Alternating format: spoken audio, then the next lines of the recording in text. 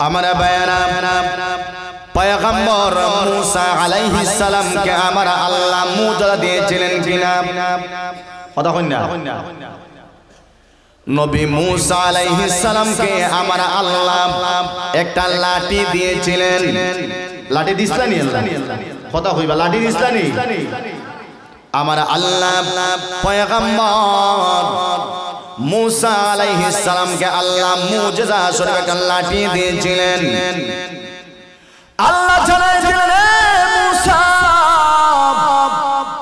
এই লাঠের লাঠি এটা যেমন তেমন লাঠি না এই লাঠি তোমার হাতে থাকলে লাঠি কিন্তু জমিনে পড়লে হবে অজগর সাপ সুবহানাল্লাহ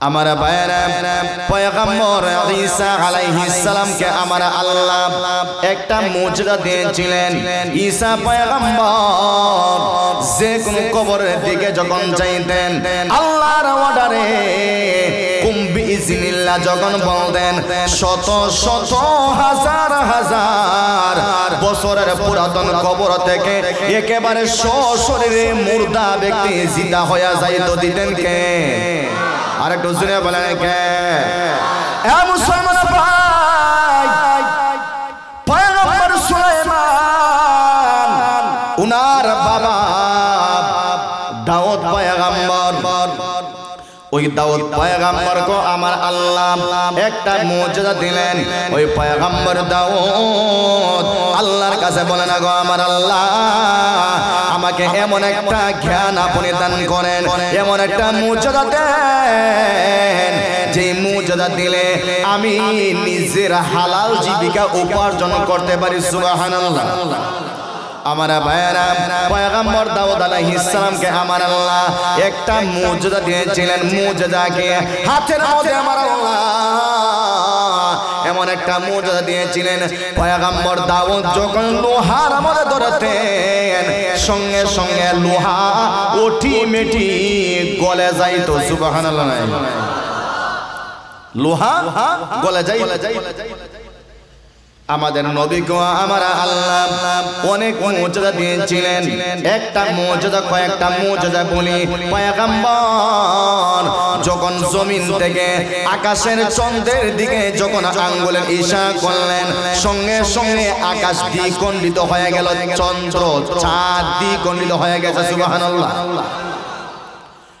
নবীজি যে কাঠের চেয়ারে বসে গাছের একটা জ্বর ওই গাছের জ্বর উস্তুনে হান্নানা ওই উস্তুনে হান্নানা নামক গাছের মধ্যে বসে পয়গম্বর যখন খুতবা দিলেন সমস্ত সাহাবায়ে কেরাম বললেন ওগো পয়গম্বর শুনো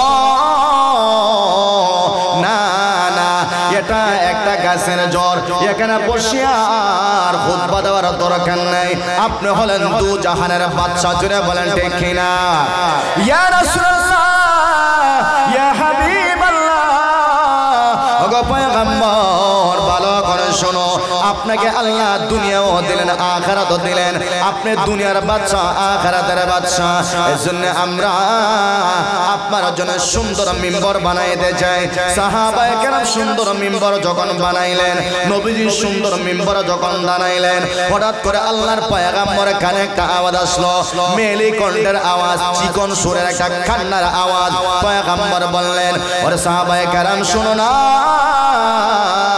বলো না এটা কিসের কান্নার আওয়াজ ওটা অল্প কিছুক্ষণ পর নবীজি ডানে তাকাইলেন দেখলেন এটা অন্য কোনো মানুষের আওয়াজ না এটা হলো একটা গাছের কান্নার আওয়াজ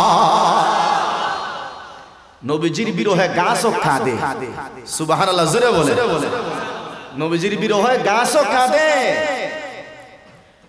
নবীজির এটা হলো মুজিজা নবীজির মুজিজা অনেক পয়গম্বর যদি রাস্তা দিয়ে হেঁটে যাইতেন পাথরেও নবীজিকে সালাম জানাইতো সুবহানাল্লাহ হইতো না এটা নবীজির কিদা নবীজির কি মুজিজা ও আমার ভাই আল্লাহর পয়গম্বরকে আমার আল্লাহ সর্বশেষ এমন একটা মুজিজা দিয়ে দিলেন আমার আল্লাহ জানাই দিলেন পয়গম্বর শুনো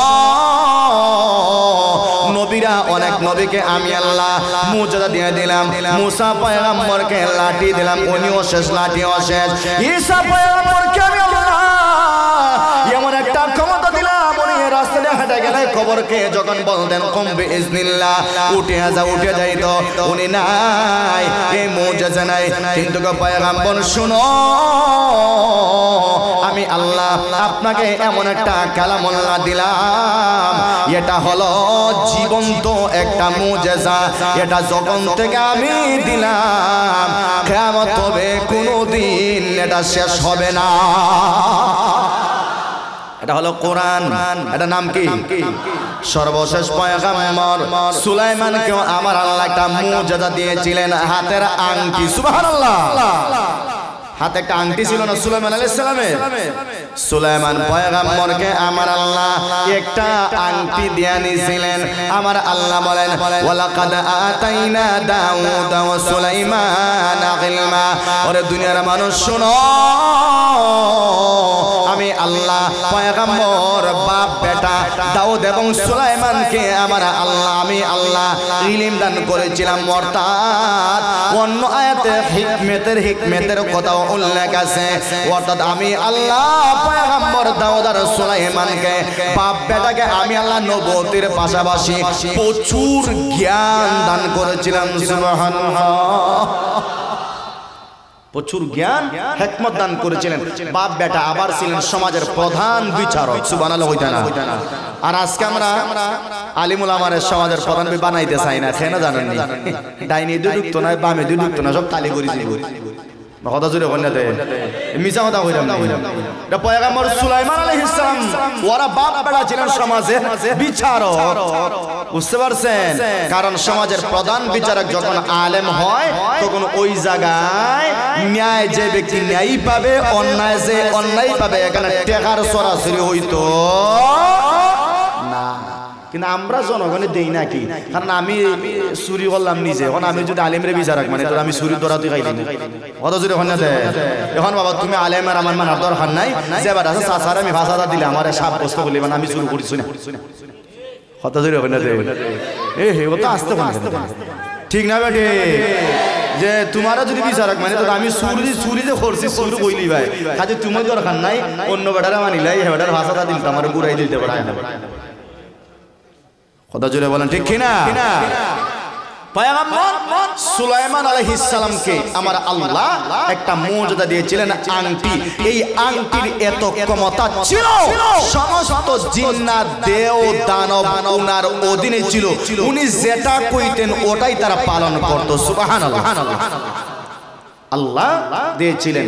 শুধু এটা না, পয়গম্বর সুলাইমানকে আমার আল্লাহ বাতাসও দিয়েছিলেন। পয়গম্বর সুলাইমানকে বাতাসকে অধীন বানায় দিয়েছিলেন। সুবহানাল্লাহ। 3 নাম্বার হলো পয়গম্বর সুলাইমানকে আমার আল্লাহ পাখির ভাষা বুঝার ক্ষমতা দিয়েছিলেন। সুবহানাল্লাহ। পাখির ভাষা আপনারা বুঝুননি? পাখি কিচির মিচির বলে, আপনারা বুঝবা না কিছু? হাওয়া ডাকে গে গে, কিন্তু আপনারা বুঝবা কিছু না। পয়গম্বর সুলাইমান পিপিলিকার কথাও বুঝতে পারতেন। সুবহানাল্লাহ। এমন ইলম আমার আল্লাহ পয়গম্বর সুলাইমানকে দান করেছিলেন। পবিত্র কোরআনে কারীমের একটা আয়াত আছে, আমার আল্লাহ বলেছিলেন, ও দুনিয়ার মানুষ, আমি পয়গম্বর সুলাইমানকে এমন রাজত্ব দিয়েছিলাম, যেই রাজত্ব আমি আল্লাহ ইতিপূর্বে কাউকে দেই নাই, কিয়ামতের আগ পর্যন্ত কাউকে আমি আল্লাহ দেব।